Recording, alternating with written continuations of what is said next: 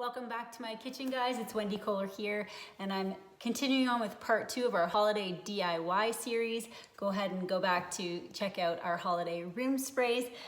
In this video, I'm going to show you how to make a relaxing and festive bath salt. Bath salts are amazing for us. They help us to relax when they have Epsom salt in them. We get to detox our body a little bit as well, and it can be a very simple gift-giving option. So all I'm going to do is take unscented bath salts. I'm gonna fill a mason jar halfway up.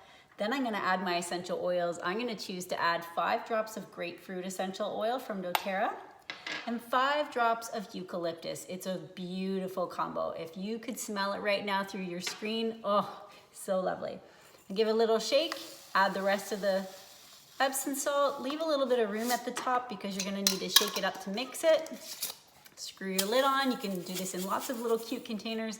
You want to check out the copy below to download the labels for there too, because who doesn't like a cute label? So shake it up, and all the person is going to do is put half of this in their bath. You can make a bigger batch, of course. You can make multiple batches and multiple options, and other great essential oils to put in a relaxing bath salt.